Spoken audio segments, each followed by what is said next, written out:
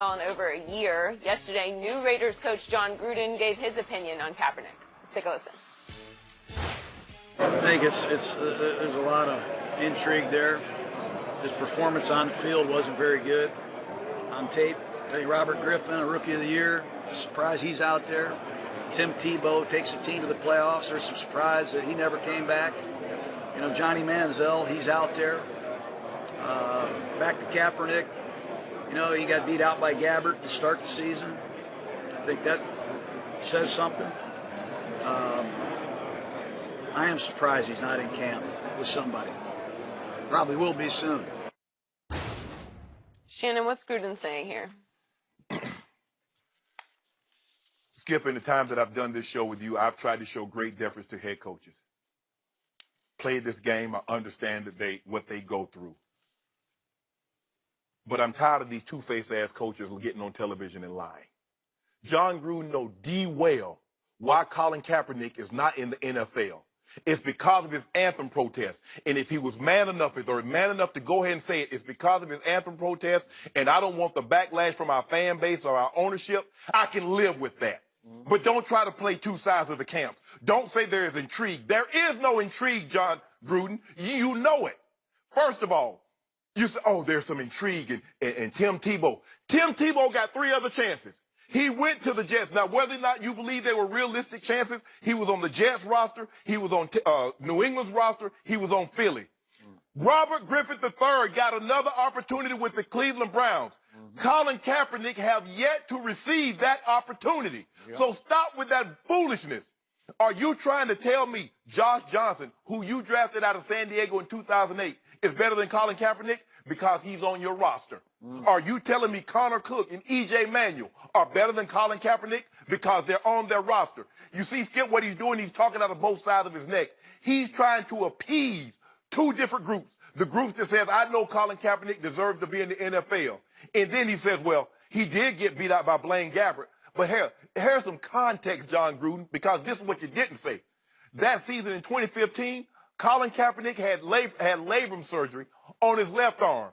In January of 2016, he had thumb surgery on his throwing hand and knee surgery. Now, right before the championship game, we had a whole big to-do about a thumb, Joey. Colin Kaepernick had, now, in the process of him having labrum surgery, thumb surgery, and knee surgery, Skip, he lost about 30 pounds. The thing that made Colin Kaepernick most deadly was he was 6'4", weighed 230 pounds, he could run 4.40. People feared his arm, then they feared his leg. Now, all of a sudden, he looked gaunt. Oh, he's a vegan. Oh, he's fasting. They came up with all these excuses. Tell that. Oh, Blaine Gabbert, he got beat out by Blaine Gabbert. To give it context.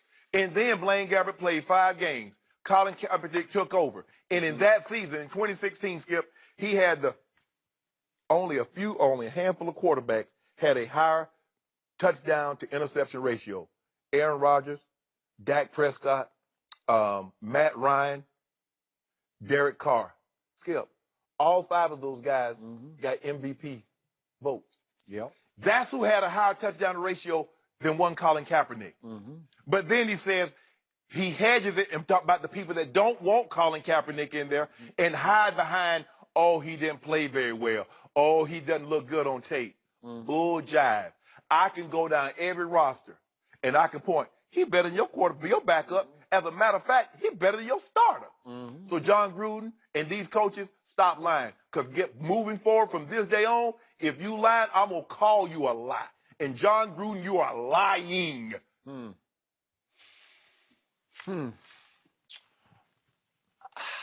I agree with your emotion that you just expressed, and I'm certainly with you on Colin Kaepernick. I'm not sure you're reading Gruden right.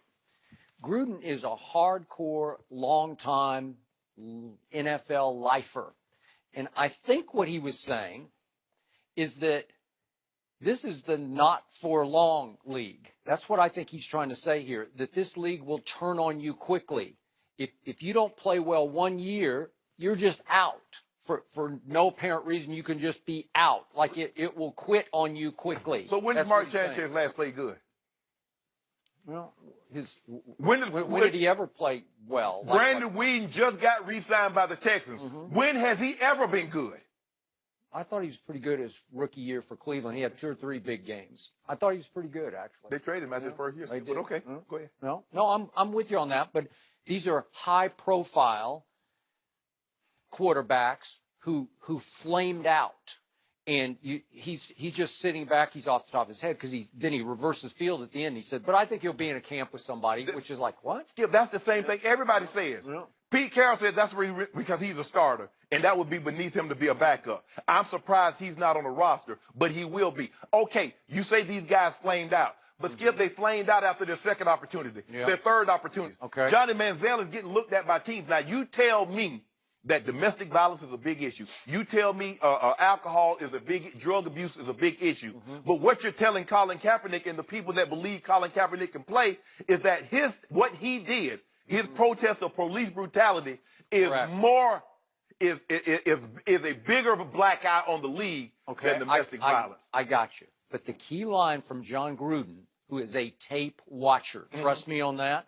Again, you can like him or reject him one way or the other, but he watches a bunch of tape that he loves to watch. He lives for it, which is why he loved his Monday Night Football gig, because he just sat there day after day after weekday watching tape for the next 2 teams he's going to talk about.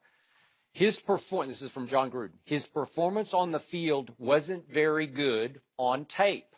So John is watching 2016 or 2015 and 2016 saying, I just don't see the same player on tape. Now, to your point, he was definitely hurt in 2015 going into 16. Correct. So he's fighting injuries for both years. Yes.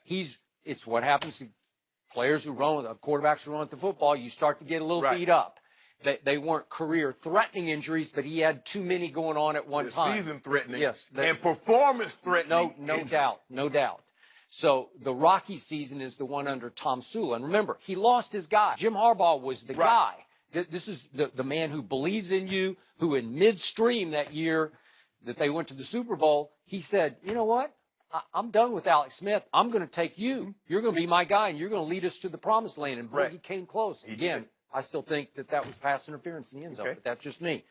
So then for whatever happens, it goes completely south between Harbaugh and management, and they push him out the back door. And all of a sudden, Colin's like adrift. He doesn't have his quarterback coach and the guy who believed in him most, and Tom Sula takes over. So it's going to be a rocky year for the whole franchise, right? And under Tom Sula, he starts only 8 games that year, and that was the rocky year. If you look at the tape there, it's not very good. Right. And the numbers aren't very good.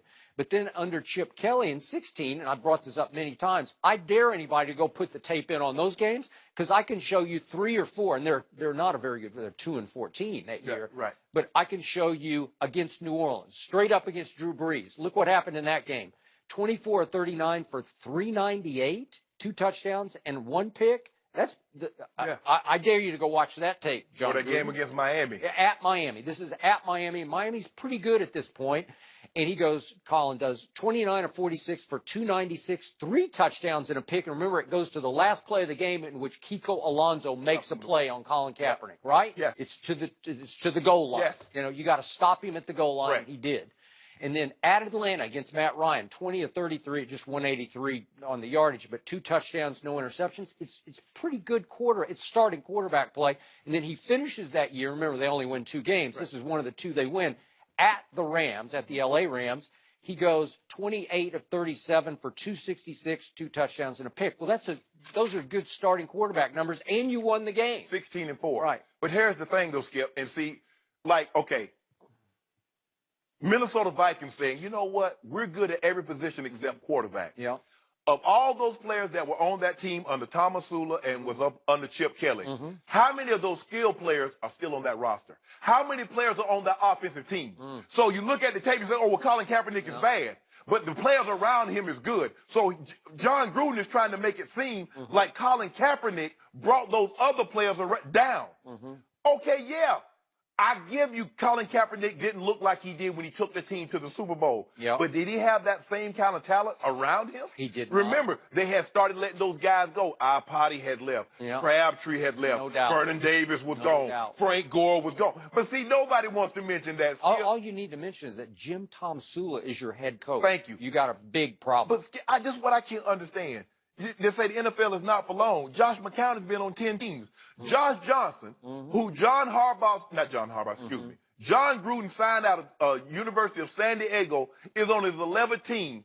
John drafted him in 2008, Skip. He's now on his roster in 2018. Yep. Are you telling me Josh Johnson is better than him? Are you telling me Connor Cook, E.J. Manuel? No. E.J. Manuel got beat out, Skip, by Tyrod Taylor as a first-round draft pick. But I'm pretty sure what Gruden is trying to say is if you look at high profile, like center of attention quarterbacks, as was Robert Griffin III, Yes. as they traded the sun and the moon to go up to get him at Right. the second pick in the draft, and he goes offensive rookie of the year, leads the team obviously from the doldrums into the Okay, I tell you what. championship. If Colin Kaepernick gets a second opportunity, like Robert Griffin He III, got a second opportunity. if he gets a third opportunity, like Tim Tebow, and he doesn't capitalize on it, I got nothing else to say. But until he receives that opportunity, I've got a lot to say. All right, so all these situations are unto themselves, and they all have their own nuances. So Right. they're all unfair comparisons.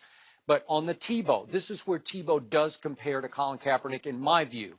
He did take over a 1-4 team and lead it all the way to the division championship and wins a home playoff game. Right. And then within a year and a half, basically, he's out of football. Right. Okay. So to me, where the similarity is, this is just me. This is my point of view. This is as emotional as your point of view.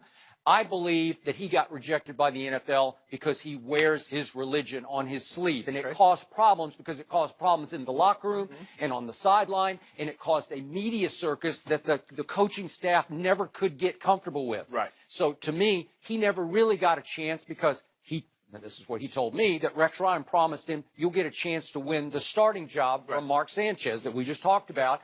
And he believes he never got a chance because he never started another game in the league. See, John Harbaugh watched tape, Joy. You know what? In his years in Tampa, I happened to be in the media. And the tape on John Harbaugh those last years wasn't very good, Skip. Because at Tampa, Jon Gruden. Jon Gruden. Yeah. Oh. Yeah, well, I watched tape too. I happened to be in the media at the time, so I was watching tape. And you know, Skip, that Super Bowl, he had 6 more seasons.